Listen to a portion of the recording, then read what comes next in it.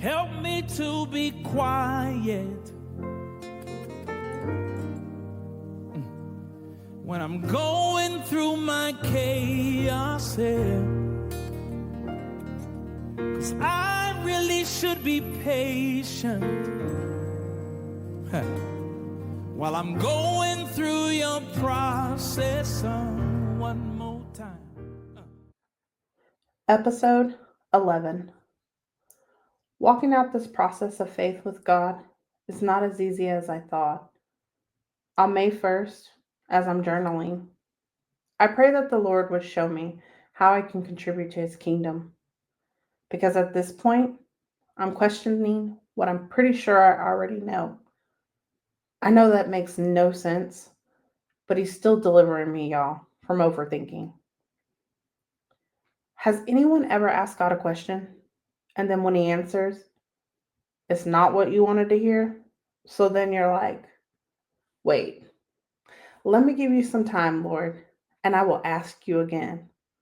Like His answer is going to change with time? Well, I'm guilty of that. More than I would like to admit. I do it a lot, actually. We put the crib in the room and taped the wallpaper in a spot because I'm not sure if I really want it there or not.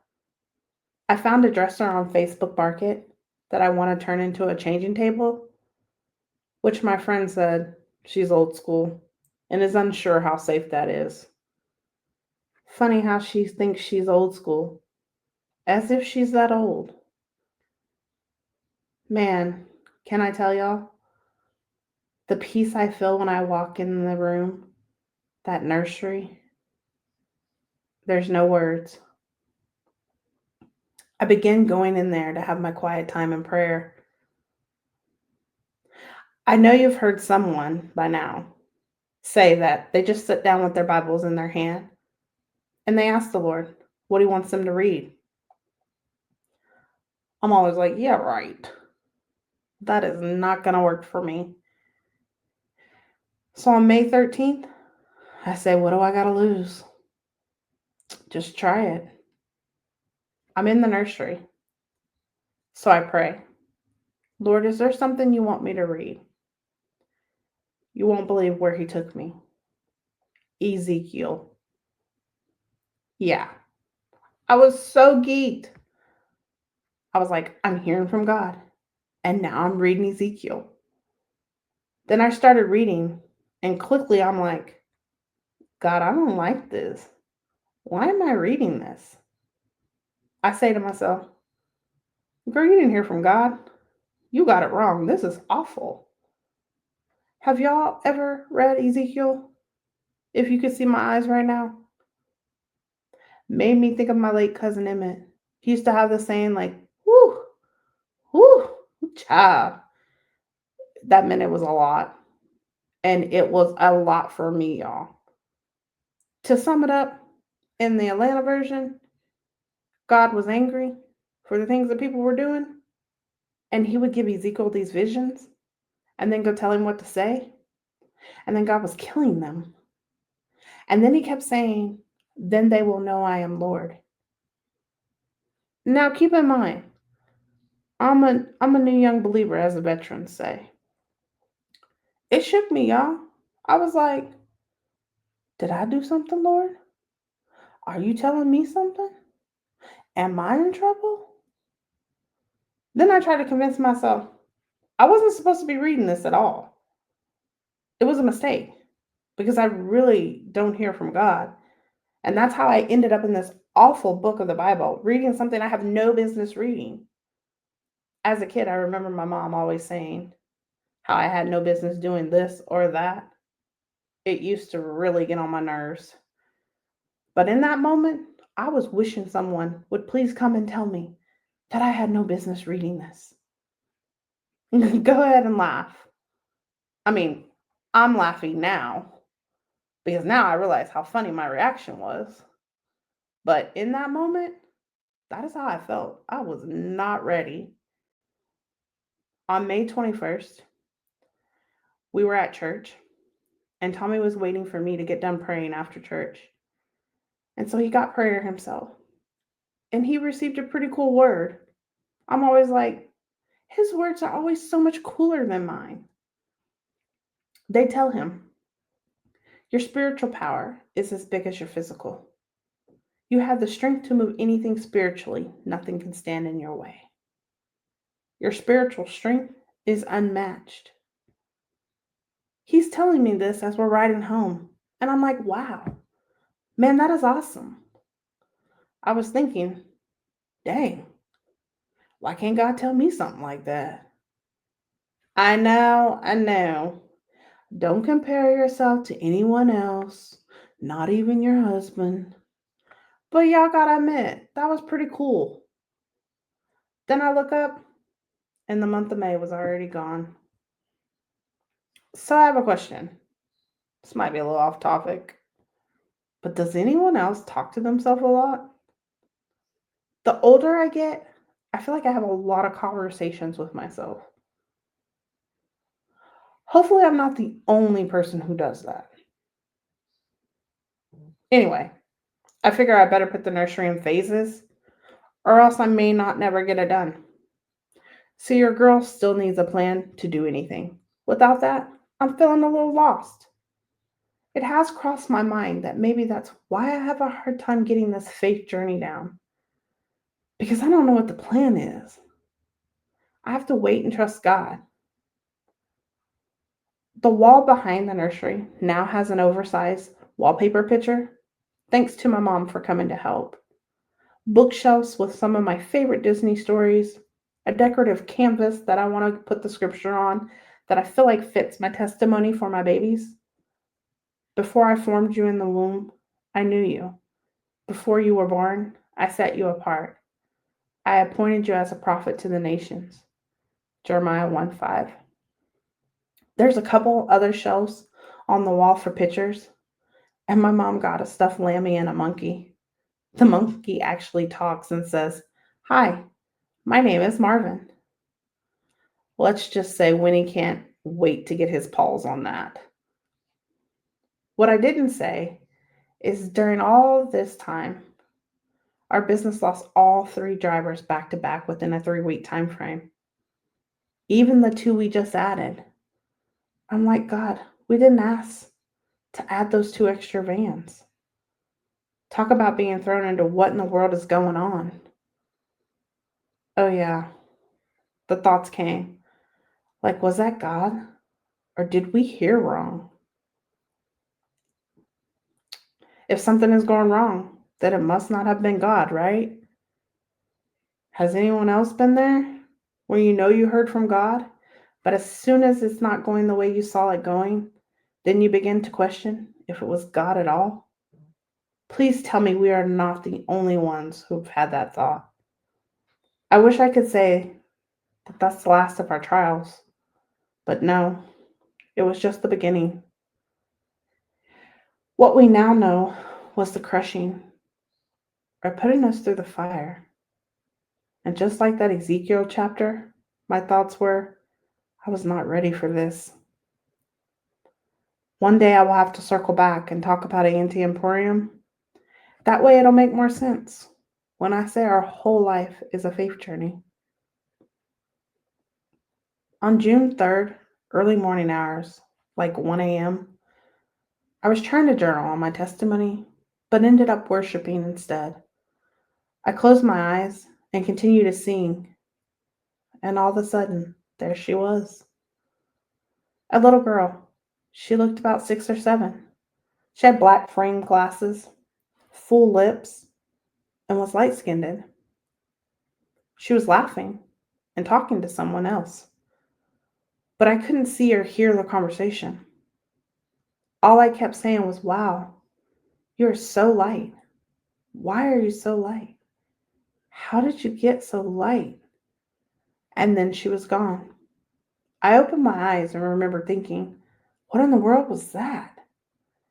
I began to cry, not scared, but like with some peace and like some comfort came over me.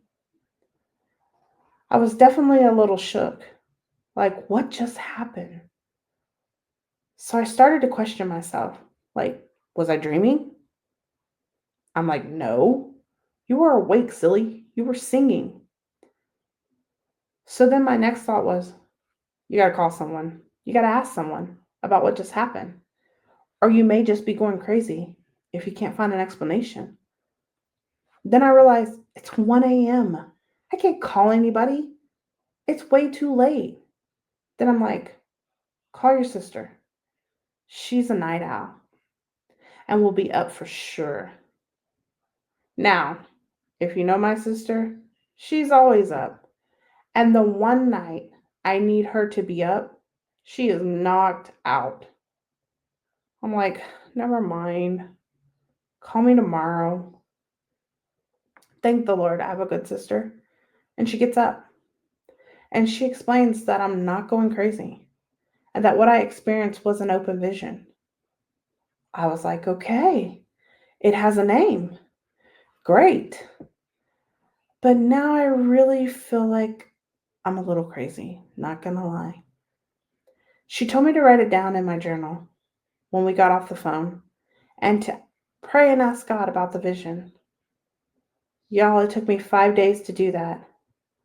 I just couldn't wrap my mind around the whole thing. It was so amazing. I was in awe. And on the other hand, I was scared. The next day at church, the sermon was titled The Power of Prophetic Thinking. Yeah, I know. He starts off talking about Hebrews 12, 1 through 3. If you could see my face while documenting this on May 1st, 2024, full circle. At this point in June 2023, I had no clue the Lord would take me to Hebrews 12 just 5 months later. I'm so tickled putting all this together. Okay, so the things that stuck out to me from the sermon are: 1, the finish line, not the race, the prize, not the pain. We cannot focus on the pain.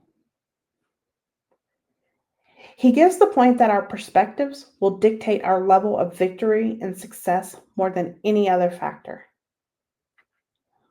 Okay. Number 2, our perspective is what either produces discouragement or builds faith. Now, that was interesting because, yeah, Satan's full time job is to discourage us. Ugh. Then he talked about 2 perspectives. Number 1, photographic. Basically, this is what you can see: things that are terrible and they're not going to get any better. And in fact, they're probably going to get worse. I'm so guilty of this. It's not even funny. Number 2, prophetic. Things are going bad right now, but God has promised me success and victory if I will trust in Him and follow His will. Therefore, I'm going to focus on God's promise and prophetic words to me and refuse to believe that my current situation is the final state. Your girl's still working on that. So after church, I'm sitting in the nursery and I'm trying to put my binder together with all of my sermons and all of my note taking on faith. And then it hits me. Oh my goodness. It became so clear what God had been saying. Then I realized He was telling Tommy the exact same thing at the exact same time. He just took us both down 2 different paths. So now I'm in the nursery yelling Tommy's name for him to come, because I just have to tell him about this light bulb that just turned on. He has been telling us both that we have the strength to speak to our situation. But if any of you need wisdom, you should ask God for it. God is generous.